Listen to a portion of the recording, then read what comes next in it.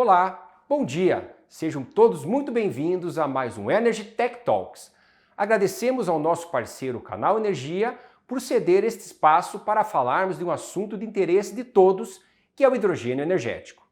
O LACTEC é reconhecido no mercado por sua forte atuação no segmento de energia e não poderíamos deixar de abordar este assunto tão discutido nos últimos meses no mercado brasileiro.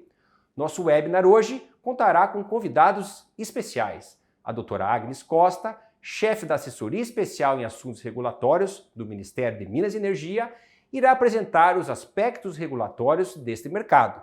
Na sequência, o Dr. Yuri Schmidt, presidente da ABREM, trará alguns cases de sucesso sobre o uso do hidrogênio no exterior. E para fechar, os pesquisadores do LACTEC trarão alguns cases de projetos de hidrogênio já realizados pelo LACTEC e a superação dos desafios tecnológicos encontrados. Além disso, indicarão algumas das várias oportunidades de projetos e negócios vislumbrados com o hidrogênio. E para começar, quero contar um pouco para vocês sobre o LACTEC. Somos uma instituição de ciência e tecnologia privada que há 62 anos vem unindo o protagonismo das pessoas e da tecnologia. São 600 colaboradores divididos entre a nossa matriz em Curitiba e filial em Salvador, o que nos dá uma abrangência nacional. Até hoje, são mais de 400 projetos de pesquisa e desenvolvimento entregues, o que nos faz líder neste mercado. Os nossos 3 pilares de atuação são pesquisa e desenvolvimento, serviços tecnológicos e inovação e ensaios e análises laboratoriais, que é um grande diferencial, pois também utilizamos na nossa área de pesquisa e desenvolvimento. A nossa abrangência é muito ampla. Atendemos, além do setor elétrico, o setor de infraestrutura, automotivo, meio ambiente, entre tantos outros. Bem, os números para o hidrogênio são promissores. O mercado global de hidrogênio pode atingir 200 bilhões de dólares nos próximos anos, segundo projeções de empresas de pesquisa internacionais. O dado leva em conta o movimento dos países para atingir as metas de redução das emissões de carbono, tema que estará em discussão na cúpula da ONU sobre mudanças climáticas, a COP26, a ser realizada daqui pouco mais de 3 semanas. E a pergunta que fica no ar é: qual será o papel do hidrogênio nos sistemas energéticos do futuro? Como o Brasil tem se posicionado nesse cenário? Temos acompanhado algumas iniciativas que sinalizam para a criação de hubs de produção de hidrogênio no Nordeste, mas que estão ainda no campo de intenções. A grande expectativa do mercado é com a estruturação do Programa Nacional de Hidrogênio, que dará um norte mais claro para os investimentos nesse mercado no Brasil. O momento é de diálogo, de troca de conhecimento e experiências, para que nesse espírito colaborativo entre os agentes envolvidos possamos ajudar a desenhar uma estratégia para o hidrogênio no Brasil. Como parceiros tecnológicos do setor energia, estamos prontos para apoiar os players desse mercado e fazer parte dessa construção. Dando sequência ao evento, eu passo agora a palavra à doutora Agnes Costa, chefe da Assessoria Especial em Assuntos Regulatórios do Ministério de Minas e Energia. Desejo a todos um excelente evento e um ótimo dia. Obrigada, Viana. Bom dia a todo mundo. Meu nome é Agnes da Costa, eu sou chefe da Assessoria Especial em Assuntos Regulatórios do Ministério de Minas e Energia e fico muito feliz pelo convite de poder apresentar para vocês um pouco do que a gente está fazendo em hidrogênio aqui no Ministério de Minas e Energia. A minha apresentação ela é sobre as diretrizes do Programa Nacional do Hidrogênio, mas eu achei bastante importante contextualizar a discussão com esse olhar sobre transição energética. O que eu acho que muitos de vocês têm acompanhado do trabalho que o Ministério tem feito ao longo de 2021, a nossa agenda, discutindo transição energética está bastante aquecida, então a gente fala que 2021 tem sido um ano emblemático, nesse tema. Em fevereiro do ano, a gente começou com a publicação de uma resolução do Conselho Nacional de Política Energética, que orientou as agências reguladoras, a ANEEL e a ANP, a priorizarem a destinação dos recursos regulados de P&D dos setores para temas relacionados à transição energética. Então, entre esses temas, a gente tem aqui a parte de nuclear, naturalmente o hidrogênio, biocombustíveis, digitalização, armazenamento, minerais estratégicos, né, o que a gente chama de minerais críticos para a transição energética, e também geração termoelétrica sustentável. E logo na sequência, lá para março, o Brasil então se tornou um Global Champion no diálogo em alto nível das Nações Unidas sobre energia, no tema de transição energética. Então, esse é um diálogo, o primeiro diálogo sobre energia que a Assembleia Geral da ONU mandatou nos últimos 40 anos, que tinha uns 5 temas grandes, e sendo um deles transição energética, e os países puderam se candidatar, né, então, a liderarem essas discussões, e o Brasil foi um dos países que foram selecionados para tratar de transição energética. Então, a gente contribuiu no relatório técnico, né, do Secretariado das Nações Unidas sobre esse tema, mas também os Global Champions, eles foram encorajados a apresentarem compromissos voluntários internacionais nas temáticas que eles estavam liderando. No nosso caso, a gente apresentou 2, um sobre a nossa política de biocombustíveis, que é o RenovaBio, né, as nossas metas que no Brasil já valem como mandatórias, elas então agora foram pactuadas livremente em nível internacional também, e a gente resolveu apresentar então um pacto energético, né, um compromisso voluntário internacional relacionado a hidrogênio. E, além disso, a gente tem outras iniciativas em curso bastante interessantes, né? O ministro esteve na reunião ministerial sobre clima e energia do G20, a EPE, a Empresa de Pesquisa Energética, junto com o BNDES, eles fecharam, né, um acordo de cooperação técnica para tratar de offset de carbono, né, por meio de reflorestamento, para beneficiar, inclusive, a nossa indústria de óleo e gás brasileira. E, além disso, a gente, por força da Lei 14.120, que dá 1 ano para o Ministério de Minas e Energia publicar diretrizes para a consideração dos benefícios ambientais das fontes no setor elétrico, a gente começou com uma agenda bastante técnica, né, com bastante envolvimento do setor, na discussão de como fazer, né, essa consideração dos benefícios ambientais e discutindo também mercado de carbono. Então, são esses 3 workshops que a gente fez ao longo de 2021 para tratar disso.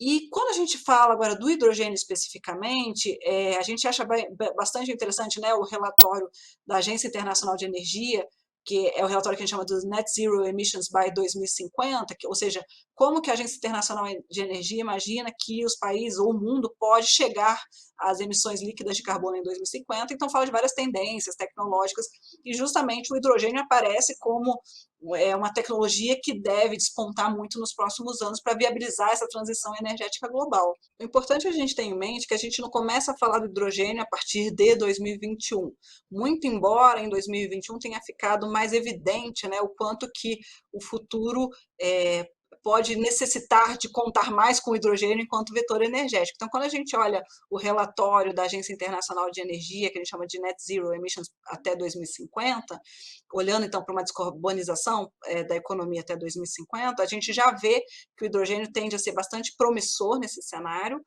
E, por outro lado, né, no nosso estudo de mais longo prazo, que é o PNE 2050, que foi publicado em dezembro do ano passado, a gente também já tinha o hidrogênio no capítulo de tecnologias disruptivas, justamente mostrando o papel que ele pode desempenhar para a descarbonização de vários setores, inclusive daqueles que a gente chama de hard to abate, né, em que é difícil descarbonizar. E aí, essa timeline aqui embaixo, ela justamente mostra, né, os estudos que foram feitos desde o início dos anos 2000, então a gente teve bastante desenvolvimento tecnológico no Brasil desde o início dos anos 2000, culminando, né, em 2021, quando então a gente teve aquela resolução do CNPE falando, né, da priorização também do hidrogênio para destinação de recursos do P&D regulado, o Compact de energia no diálogo em alto nível das Nações Unidas também sobre hidrogênio e as diretrizes do Programa Nacional do Hidrogênio.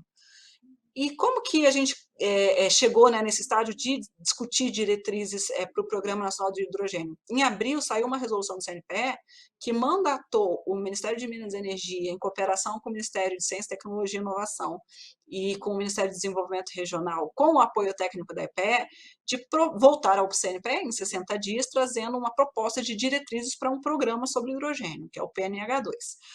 E ao longo desses 60 dias foi um ritmo bastante intenso de trabalho, porque a gente conversou com muita gente, vários stakeholders da academia, das associações, das empresas, cooperação internacional, justamente tentando olhar onde está, né, o potencial para o hidrogênio no Brasil, e principalmente ter esse olhar bastante abrangente para o hidrogênio, porque a nossa preocupação não é apenas tornar o Brasil um player importante no mercado global de hidrogênio, como um grande exportador de hidrogênio limpo, né, proveniente da eletrólise das nossas energias renováveis, mas também um país em que a gente possa aproveitar esse hidrogênio para a indústria nacional, para os consumidores, para a sociedade. Então, nesse caminho, a gente tem todo um trabalho para refletir, né, e para viabilizar de logística, de especificação técnica, de regulação, e com esse olhar de que esse hidrogênio ele pode eventualmente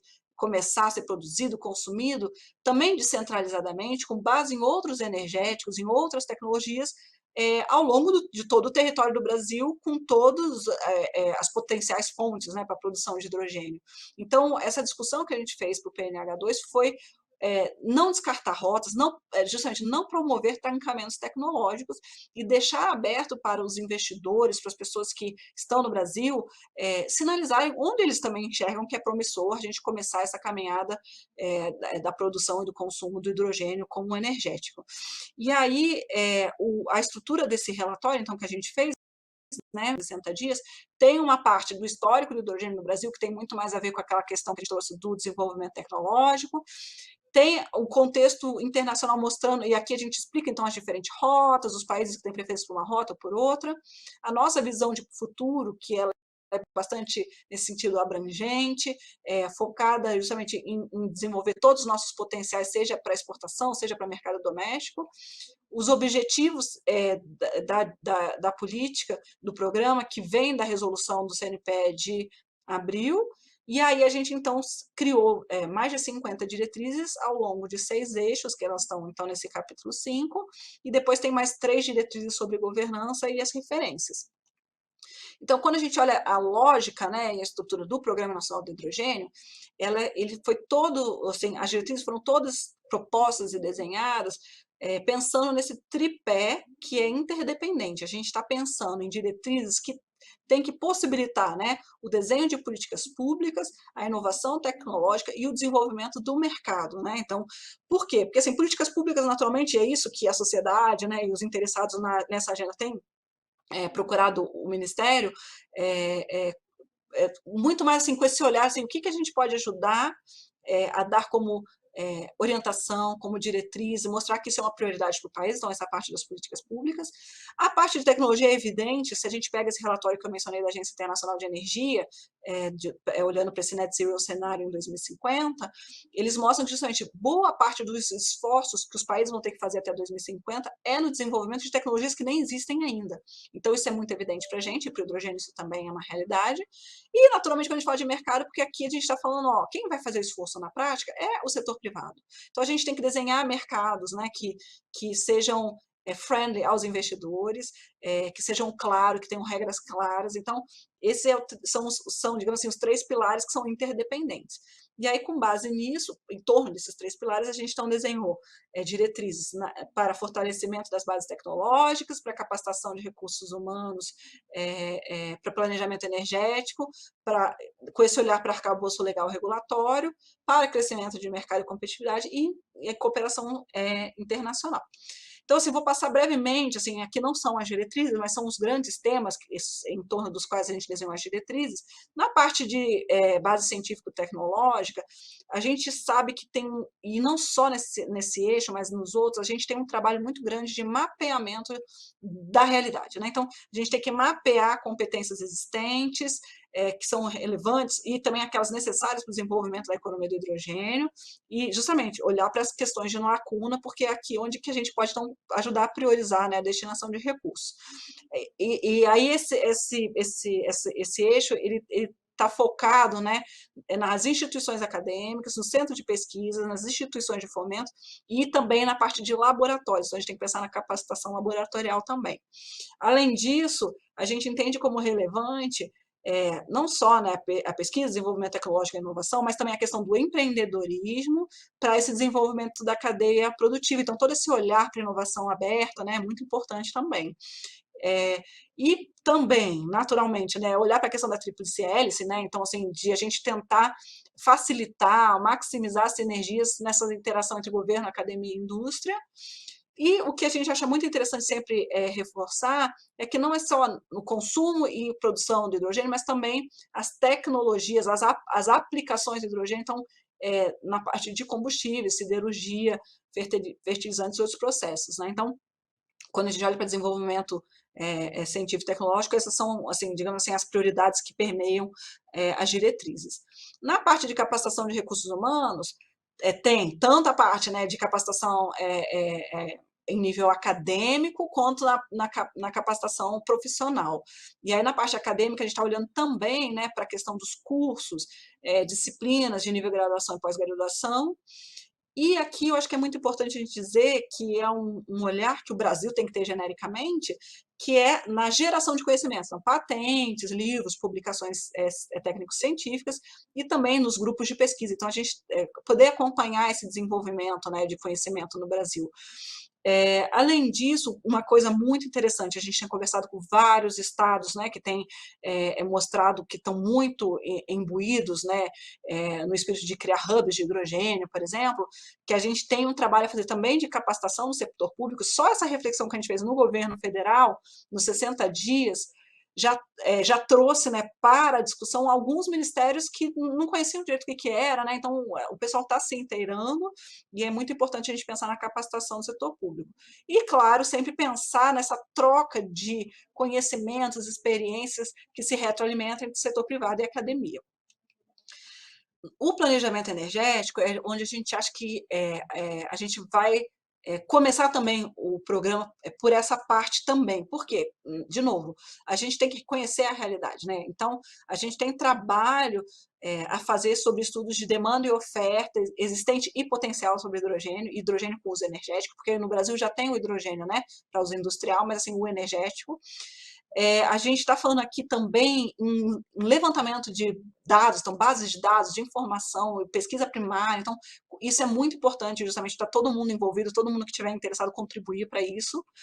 A gente está falando também de estudos técnicos e econômicos sobre rotas e hubs, ou seja, hoje a gente ouve muitos, né, as pessoas falando sobre projetos sendo anunciados, é muito importante que a gente tenha e gere junto esse conhecimento sobre modelos de negócio que funcionam, modelos de negócio sobre hubs que funcionam, sobre rotas, né, que a gente entende que tem um potencial de desenvolver mais rápido. Então, esse olhar para essas ações que podem agregar esforços e como viabilizá-las economicamente é bastante importante.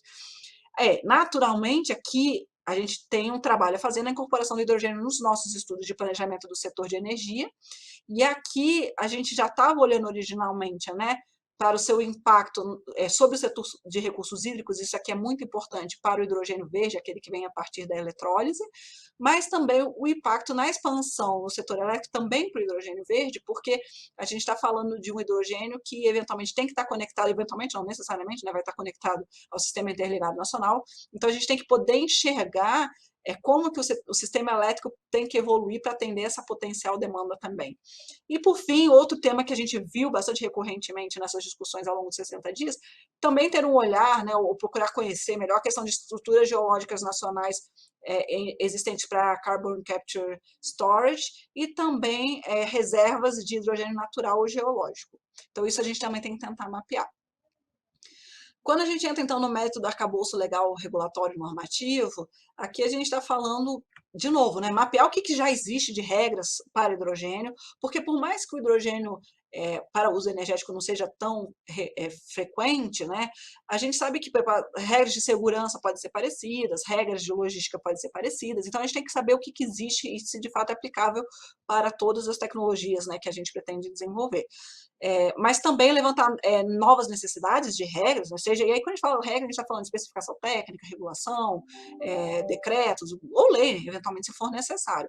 E aí com o envolvimento das agências reguladoras e órgãos e entidades competentes por todo esse, né, por toda essa cadeia de valor nos 3 níveis da federação.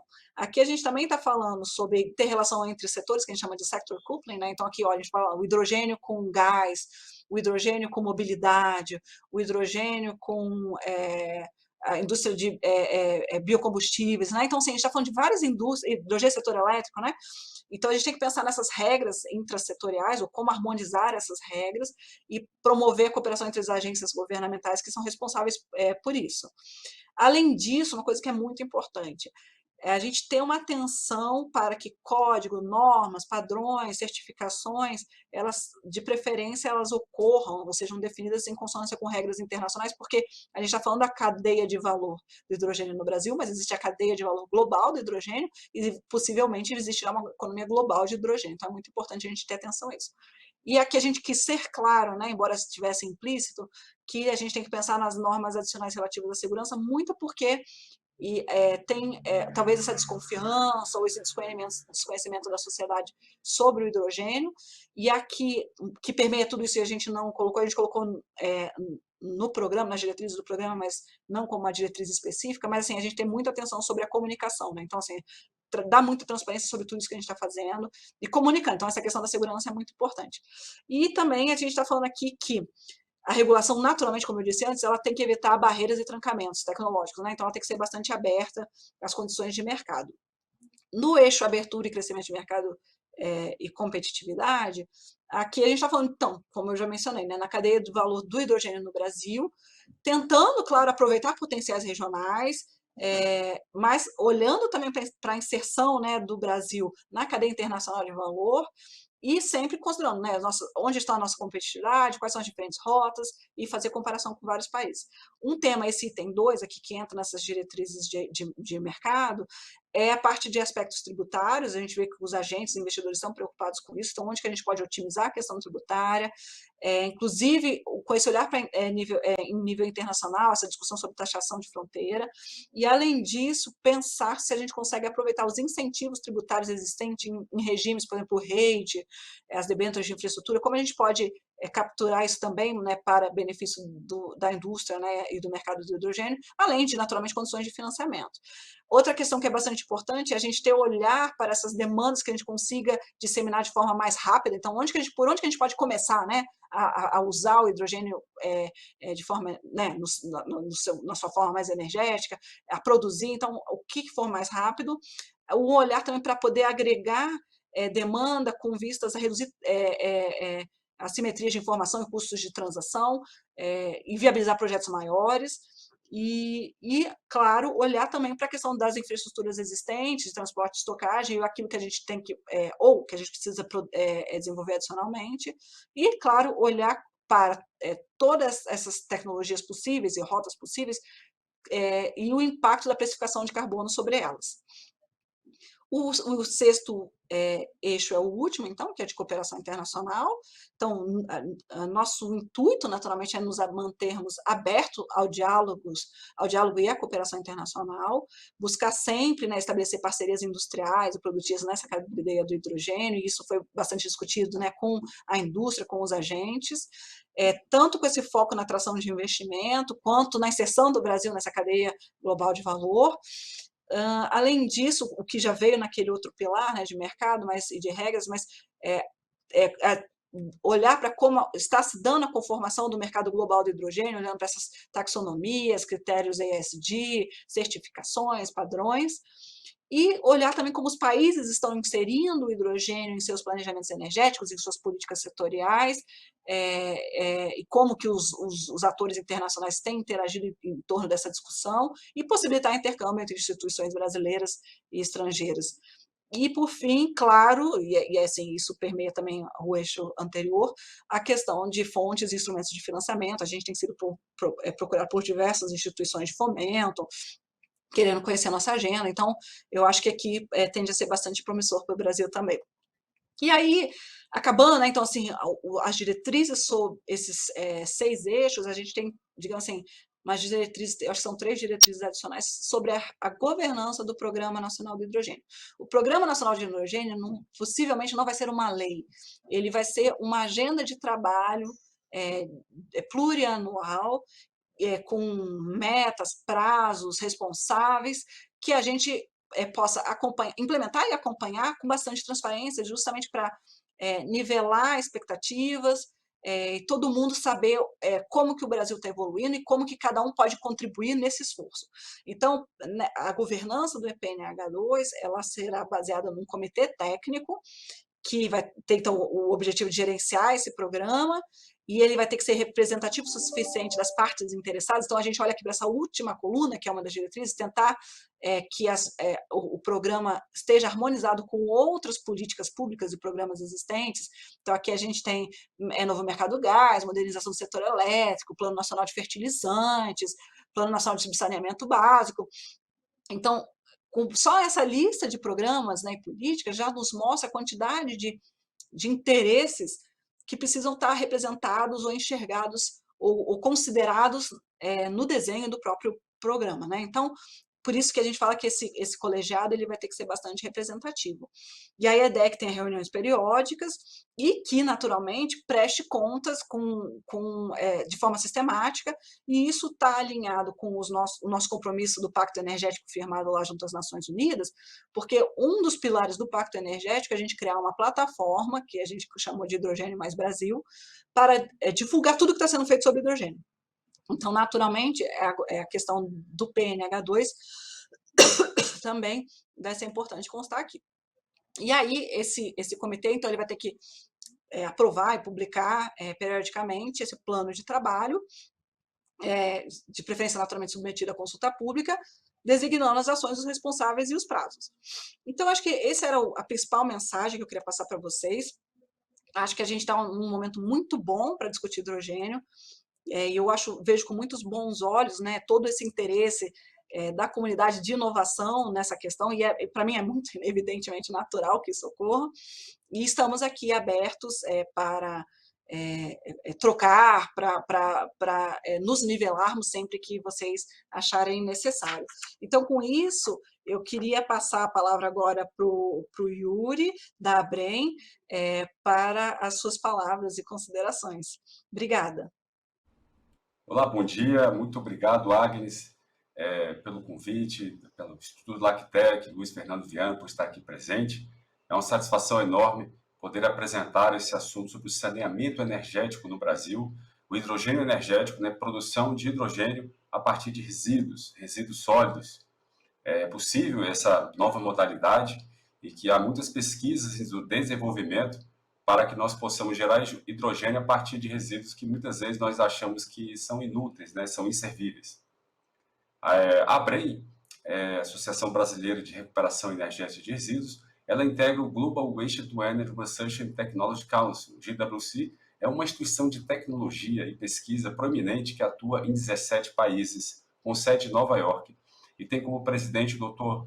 Nicholas Temeris, ele que é catedrático pela Universidade de Columbia, em Nova York, e tem capitaneado pesquisa e desenvolvimento em tecnologia, e por muitos anos, tendo sido o autor do 5º relatório do PCC no capítulo de resíduos, e proeminente em vários projetos e patentes, artigos, estudos técnicos e acadêmicos que têm auxiliado ao desenvolvimento dessa rota tecnológica Waste to Energy no mundo todo. Eu também sou presidente do WTRT Brasil, uma instituição filiada à instituição global em Nova York. A ABREM também é associada da International Solid Waste Association, ISO, e também do BDE, que é a Associação da Alemanha de Gestão de Resíduos. Isso nos permite ter uma maior integração e troca de informações com essas grandes associações mundiais de resíduos. A ABREM hoje ela tem como seus associados alguns dos maiores players mundiais, como a Babcock e o Cox Renewable, que tem aí 500 caldeiras de consideração de resíduos, ou Waste to Energy, como é conhecido lá fora. Também temos como associados a Hitachi, que tem 900 caldeiras de consideração de Waste to Energy, a Veolia, que é o maior operador de Waste to Energy do mundo, e também de saneamento, gestão de resíduos, reciclagem, toda a cadeia de gestão, transporte, coleta de resíduos. Também cito aí a Horizon e a Uri Barueri, que é subsidiária da Horizon, são associadas da ABREM e foram bem sucedidas ontem no leilão A-5 para a contratação da primeira usina de Waste to Energy no Brasil, com 16 megas de potência instalada líquida e 20 megas de potência instalada, porque há um consumo de 4 megas, né? Então foi fechado pelo valor de R$ 549 o megawatt-hora, ou seja, dando início a este mercado de Waste to Energy, e justamente que é o foco da Bren aqui com os seus associados. A gente também integra aí as grandes empresas de produção de combustível derivado de resíduos, como Renova, Nova Ambiental, Alternativa, Ecoprimus, Proambi e várias outras empresas aí que trabalham com blendagem de CDR para a produção de cimento, clinker, né? E também várias consultorias e empresas fabricantes no desenvolvimento dessa cadeia de recuperação energética de resíduos, que trabalha com resíduos orgânicos da agropecuária, resíduos orgânicos, restos de alimentos e também lodo de esgoto, resíduos urbanos, que são vários tipos de resíduos que compõem o resíduo urbano, e as tecnologias que a gente trabalha é com incineração, gasificação, pirólise e biodigestão anaeróbia, para a produção de energia elétrica, hidrogênio, insumos, biocombustíveis e energia elétrica, então, e vapor. Todas essas fontes energéticas são extremamente importantes, porque reduzem os gases de efeito estufa e retiram o metano contido nos resíduos orgânicos, que causa severo dano ao meio ambiente ser depositados, né? Então, nós precisamos trabalhar a recuperação energética porque ela traz enormes benefícios, como a gente vai ver agora, né? Aqui são um pouco nossos parceiros, também temos parceria com a Vale, Associação Portuguesa de Waste to Energy, também o consórcio italiano de biogás, isso permite a Bren também ter uma maior condição de fazer os seus trabalhos. A Ecoprog também é parceira da Bren, maior consultoria em relatórios técnicos, fichas técnicas, né, e estatísticas de todas as usinas Waste to Energy do mundo todo. Perdão. A Bren desenvolve o seu trabalho inserida dentro de 12 ODS. Dos 17, nós estamos inseridos em todos esses. Erradicação da pobreza, nós trabalhamos com a inserção dos catadores de recicláveis com emprego decente, com a carteira assinada, capacitação e até profissionalização com outras atividades. Trabalhamos também com a Fome Zero, agricultura sustentável. A biodigestão anaeróbia produz biofertilizante e a compostagem, o composto, o adubo. Isso trabalha de forma que a gente possa aproveitar a riqueza mineral e biológica dos resíduos orgânicos que são depositados em aterros, por sua vez, vão para essas atividades de tratamento biológico que produzem riqueza para o solo. Bem-estar e saúde, o Brasil gasta 5,5 bilhões por ano em tratamento de saúde de pessoas que tiveram contato inadequado com lixo urbano. Esse é um dado da ISO de 2015, a International Solid Waste Association, um estudo que foi também avaliado pela Bren, e esse dado é alarmante, né? O Brasil gasta uma quantidade enorme de recursos que, por sua vez, poderiam ser utilizados na construção de usinas, né, que, por sua vez, vão eliminar o risco de contaminação dos recursos hídricos, porque nós não produzimos chorume nem lixiviado, também a energia limpa que é gerada por meio das usinas Waste to Energy. Com isso, nós temos um trabalho decente, crescimento econômico, estamos inseridos na indústria, inovação, infraestrutura, principalmente inovação que o NACTEC faz, o que o hidrogênio, a partir de resíduos, também está inserido na inovação. Cidades e comunidades sustentáveis, nós trabalhamos pela gestão sustentável integrada do resíduo sólido urbano das cidades. Consumo e produção responsáveis, esse é o símbolo da economia circular. A recuperação energética está inserida dentro da economia circular, porque ela aproveita a energia contida na fração não reciclável dos resíduos. Então, não há nenhum conflito também com a reciclagem. Pelo contrário, a gente aumenta os índices de reciclagem com a recuperação energética. Ação contra a mudança do clima, as usinas Waste to Energy reduzem em até 8 vezes as emissões de gases de efeito estufa quando comparado com outras formas de destinação de resíduos. Isso está no 5º relatório do IPCC. A vida na água, plásticos, microplásticos não vão ser depositados na água porque vão ser transformados em energia, em hidrogênio, inclusive. Os plásticos podem ser transformados em hidrogênio, como nós vamos ver mais adiante. E a vida terrestre, claro, nós não vamos utilizar mais grandes áreas para depositar os resíduos. No Brasil, a nossa legislação ela é muito avançada. Ela está totalmente aderente ao conceito de economia circular da própria União Europeia, que prevê o desvio de resíduos de aterros sanitários para transformação de energia. Na verdade, na Alemanha, desde 2005, é proibido aterros sanitários. E esse é a meta da União Europeia, acabar com os aterros sanitários e transformar em energia a fração não reciclável.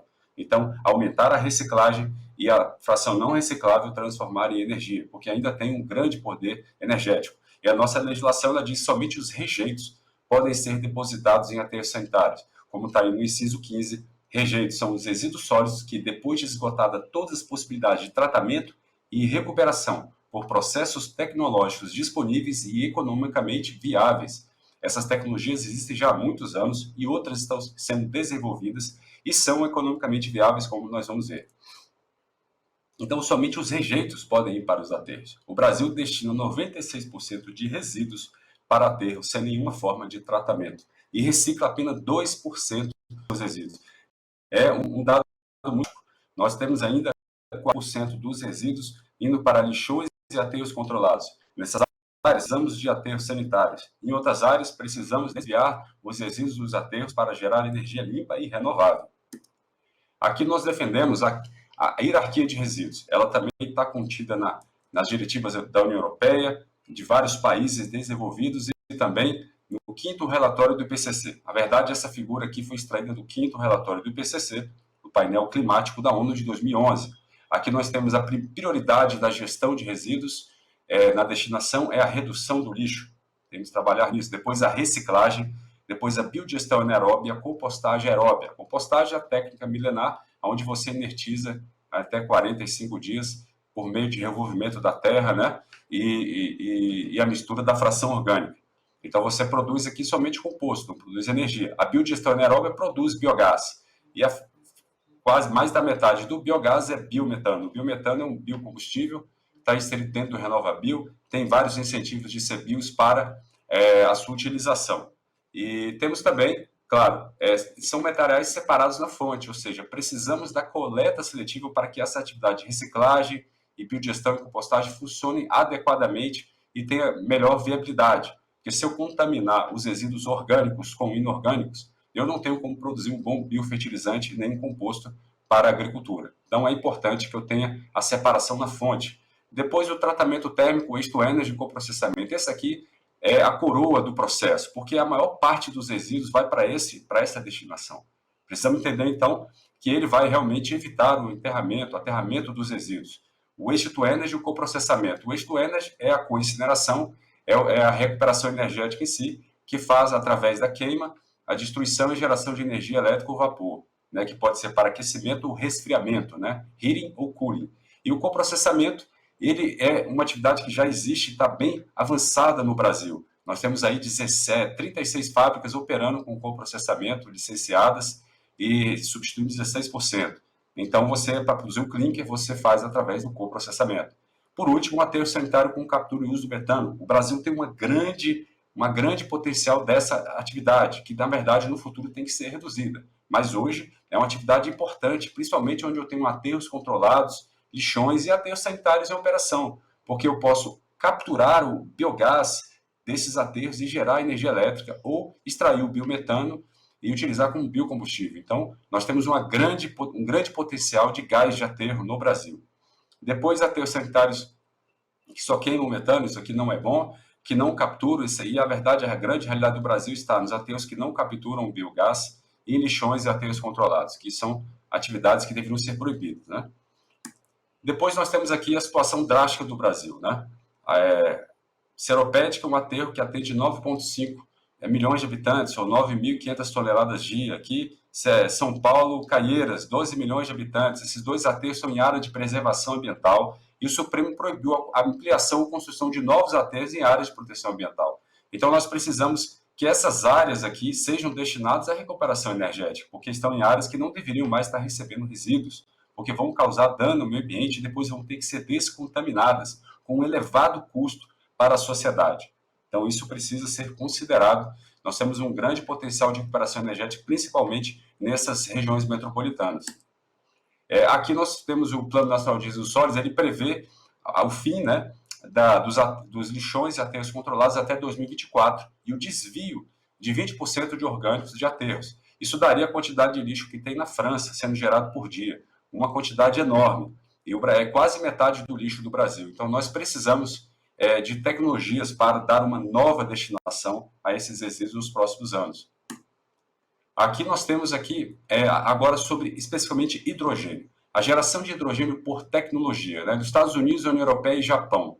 Nós temos aqui os tipos, né, de hidrogênios e as fontes, né? Por exemplo, hidrogênio por meio do gás natural, azul escuro, azul claro, gás natural e CCS, que é Carbon Capture System, né? Sistema de captura de carbono, carvão com captura de carbono, biomassa e gasificação. Esse é o nosso foco, né? A gasificação de biomassa ou de plástico que está aqui em verde. Ela tem esse potencial, já tem uma participação e vai aumentar, né? Nós temos aqui em verde claro essa fonte, que é o que nós vamos tratar aqui. Depois tem outras formas aqui, como vocês podem ver, né, de produção do hidrogênio. E essa análise aqui é importante, pessoal, para a gente poder entender que essa rota tecnológica ela já está sendo considerada mundialmente, né? E depois nós temos aqui, o hidrogênio pode ser produzido a partir da gasificação de plástico ou biomassa.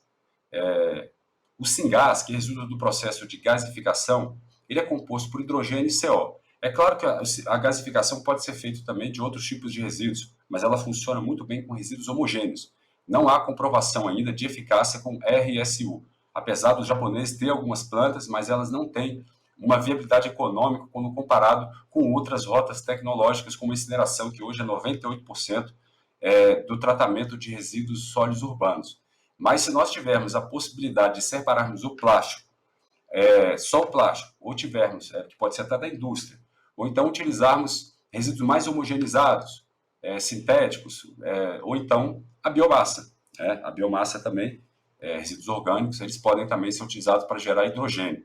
E aí, através desse processo de gasificação, né, quando produzido a partir de geração renovável, biomassa ou combustível com sistema de captura de carbono, o CCS, o carbono contido no hidrogênio pode ser reduzido abaixo de 20 gramas por CO2 equivalente por megajoule. Então, essa informação da IEA, muito importante, né? Nós temos aí um grande ganho de redução de gás de efeito estufa por meio do hidrogênio, que vai substituir aí combustíveis fósseis de veículos também, né? Podendo ser utilizado em veículos, também para reservar energia elétrica, tem várias aplicações, né? Hoje fala-se muito do hidrogênio verde, mas temos também esse hidrogênio. Esse hidrogênio aqui, alguns colegas batizaram de hidrogênio branco, né? Porque vem do plástico. Mas é uma forma também de tratar aí essa questão, porque realmente ele é incolor, né? Nós temos aqui o hidrogênio, ele pode ser utilizado, né, em todas essas destinações, né? Hidrogenização, defuelization, metal reduction, descarbonization, fuel, que é combustível, né, e energy storage. Então, essas são as utilizações do hidrogênio. E o CO, que também é produzido pelo Syngás, ele pode produzir o metanol, que é muito utilizado para produzir plástico pela indústria. Ele também produz o Syngás, pode ser queimado para gerar energia elétrica e energia térmica. Então, há várias utilizações. O próprio Syngás ele pode também ser queimado para gerar energia elétrica, mas eu posso extrair o hidrogênio desse processo, se ele tiver um processo específico, com qualidade, para produzir um hidrogênio com elevada pureza, eu posso, então, separar o hidrogênio e vender ele separadamente. E nós temos aqui um exemplo, essa usina da Recupera Gasificação em Celje, na Eslovênia, ela produz hidrogênio com 99,9% de pureza. Então, é uma tecnologia inovadora que está sendo desenvolvida, ele só tem uma planta, mas tem vários projetos no Brasil sendo desenvolvidos para ter mais plantas dessa. Ele vai produzir aí, ele vai utilizar 24 toneladas dia de resíduos, ou seja, uma planta pequena, não trata grandes quantidades, mas produz hidrogênio com elevada pureza, né? E baixo custo, segundo o empreendedor. Nós temos também essa planta da Concord Blue Reform, eles têm já 3 plantas comerciais no Japão, na Índia, aqui também na Índia também produz hidrogênio. E tem também a Blue Tower 4, também no Japão, é uma tecnologia japonesa que está em desenvolvimento e já está na sua 4ª planta.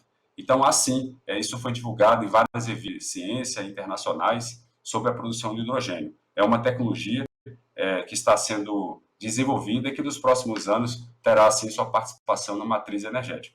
Passo agora a palavra ao Patrício Rodolfo, ele que é pesquisador do LACTEC. Agradeço a todos vocês que me acompanharam aqui e me coloco à disposição ao final para as perguntas e respostas. Obrigado, Yuri. Bom dia a todos. Meu nome é Patrício Impinici e eu sou pesquisador do Instituto de Tecnologia para o Desenvolvimento LACTEC e trabalho na área de eletroquímica. Dentro das minhas atividades nesta área, no ano de 1999, há mais de 20 anos, fui incumbido de coordenar um projeto desafiador, único na época na América Latina, avaliar, em parceria com a Companhia Paranaense de Energia, a Copel, a geração de energia elétrica a partir de hidrogênio. Para isso, no início do ano 2001, no meio daquela crise energética que assolava o Brasil naquela época, foram adquiridas e instaladas 3 células a combustível com capacidade de gerar 200 kW de potência elétrica cada uma, da tecnologia denominada célula a combustível de ácido fosfórico. Anos depois, mais uma unidade de 200 kW foi instalada para a Petrobras, no Centro de Pesquisas da Petrobras, no Rio de Janeiro, no CEMPES. Uma destas 3 células a combustível deste projeto original que me foi incumbido coordenar, foi instalada nas dependências do LACTEC para avaliações, treinamentos e pesquisas. A segunda unidade foi instalada na sede da Copel para alimentar o Centro de Processamento de Dados. Ela era utilizada também como mock-up para demonstração e divulgação da tecnologia. Finalmente, e talvez a mais importante, foi a terceira unidade. Ela foi instalada em um hospital, mais precisamente no Hospital Erasto Gerner, na cidade de Curitiba, um hospital de referência. E ela foi utilizada como teste piloto, com o objetivo de avaliar a tecnologia em uma aplicação real, num cliente que exige confiabilidade e qualidade no fornecimento, mas não só de energia elétrica, sino também de energia térmica, pois, em geral, os hospitais têm um alto consumo de água quente.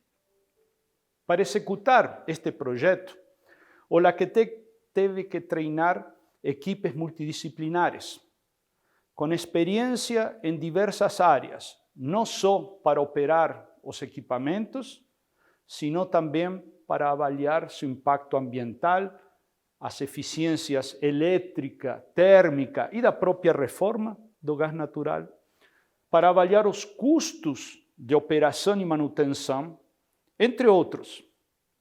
Durante os 10 anos em que as equipes do LACTEC operaram estas 3 unidades, muitos foram os aprendizados.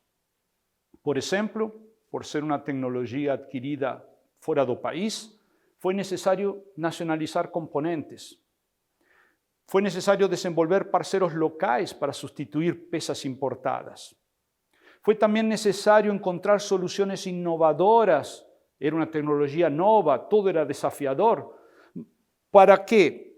Não só para resolver os imprevistos do dia a dia, sino também para tentar incentivar o desenvolvimento da cadeia de valor ligada à geração e utilização do hidrogênio, que era uma novidade. No nosso caso, esta geração de energia a partir do hidrogênio era para gerar energia elétrica e térmica. Avaliamos e identificamos as vantagens e desvantagens decorrentes da utilização desta tecnologia. Assim, foram avaliados aspectos estritamente técnicos e tecnológicos, mas também, em paralelo, foram feitos diversos levantamentos ambientais, in situ, sobre o real impacto da operação das células a combustível utilizando hidrogênio, obtido a partir da reforma de vapor de gás natural. Em todos estes trabalhos de pesquisa, a operação das células a combustível no hospital foi fundamental, devido a que foi um caso prático, real, que aconteceu nas instalações de um cliente real, Portanto, o importante era que estava fora daquele ambiente controlado de um instituto de pesquisa, de uma universidade ou das próprias concessionárias de energia. Assim foi possível ter uma noção mais próxima dos verdadeiros desafios a serem superados para introduzir esta tecnologia comercialmente. Deve-se destacar que a escolha deste hospital para o teste piloto não foi por acaso, devido às características particulares de sua demanda, que inclui principalmente o calor, além da energia elétrica, as vantagens da geração de energia a partir do hidrogênio foram testadas ao máximo. Tentamos aproveitar todos seus benefícios.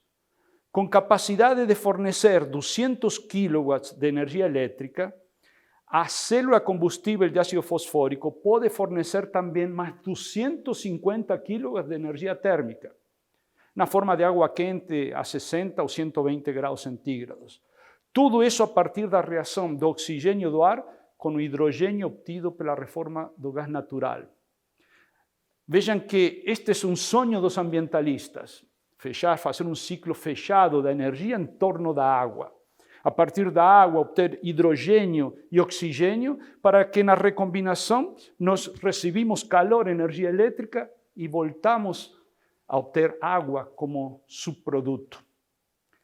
Assim, no caso do hospital, além de fornecer energia elétrica garantida, independente da rede, esta utilização das células a combustível resultou em uma economia mensal adicional, a substituir parcialmente óleo de xisto, na época utilizado nas caldeiras para aquecer água, e isso tudo sem utilizar todo o calor gerado pela célula. Havia momentos em que tínhamos que jogar fora o calor. A célula gera uma energia bastante grande térmica.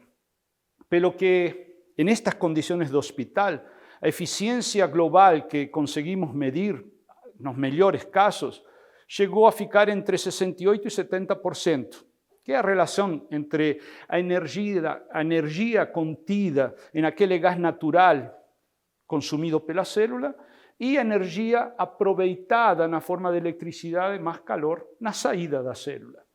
Sendo que, em princípio, essa tecnologia poderia chegar a um valor próximo dos 80% de eficiência.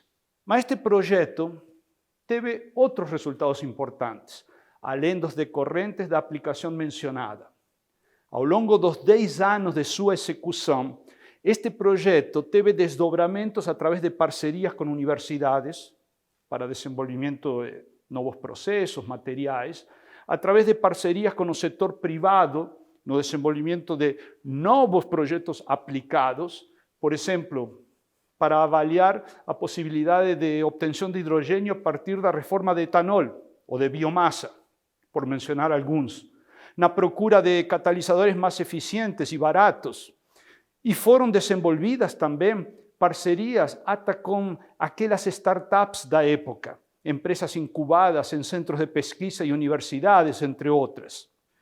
Desta forma, ao longo destes 10 anos de esforço junto a nossos parceiros nacionais e internacionais, foram feitos inúmeros estudos e análises financeiras, avaliados diferentes regimes de operação na prática, identificadas diferentes condições que viabilizariam a tecnologia, considerando suas vantagens e pontos fracos. Foram feitas divulgações e demonstrações, parcerias com empresas incubadas com o objetivo de desenvolver comercialmente uma tecnologia nacional, sem ter que comprar ela de fora. Tudo, na época, se encaminhava exitosamente para a introdução desta tecnologia no setor produtivo. Mas aconteceu que, após superada aquela crise energética do ano 2001, aquele apagão naquela época, e considerando que naquela época já estava havia um boom importante de uma tecnologia concorrente, as baterias, principalmente para atender aquele enorme mercado gerado pela portabilidade, né? Os celulares, os laptops, y un nuevo mercado potencial, el mercado de los vehículos eléctricos, donde las baterías estaban entrando con más fuerza en detrimento de las células a combustible. Y también posiblemente debido a que en la época no había una presión tan grande como há hoy para sustituir los combustibles fósiles por otras fuentes de energía, o que aconteceu, debido a estos motivos, es que el interés por la tecnología de las células a combustible fue perdiendo destaque y apoyo. Hoje, 20 anos depois do início daquele projeto, o mundo se volta novamente para a utilização do hidrogênio como um vector energético estratégico, principalmente para atingir as metas ambientais determinadas pelo Acordo de Paris. Mas, somado a esse renovado interesse global pela utilização do hidrogênio, há que considerar que o Brasil é um país que, se por um lado é referência mundial pelo seu potencial de gerar energia a partir de fontes limpas, renováveis, por outro lado, novamente está ameaçado por uma possível crise energética devido à falta de chuvas. É neste novo contexto desafiador que o LACTEC deseja levar uma mensagem a todos vocês. O LACTEC é um instituto que trabalha incansavelmente para fortalecer as bases tecnológicas do país, para torná-lo um país mais desenvolvido, mais competitivo. Um instituto preocupado com as futuras gerações e que, neste caso do hidrogênio, está pronto para colocar sua capacitação profissional, sua infraestrutura, seu conhecimento e experiência no intuito de superar todos os possíveis obstáculos que porventura possam surgir no caminho de tornar a economia do hidrogênio um fato real. Muito obrigado a todos pela sua atenção e tenham um excelente dia.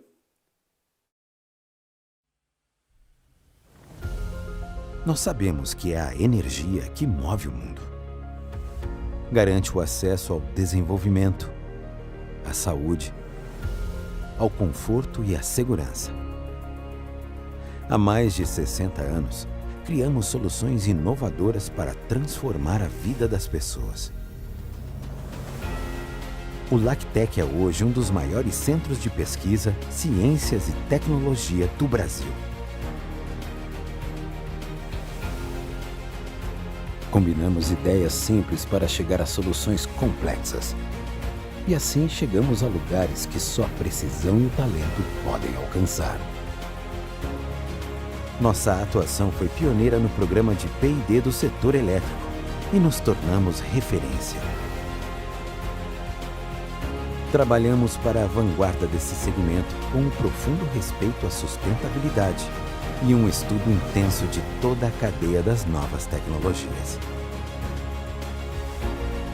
Assim, vamos contribuir com a disrupção e o avanço da geração de energia de fontes limpas e renováveis. Tudo isso para garantir a transformação e o futuro do setor e de todas as novas gerações.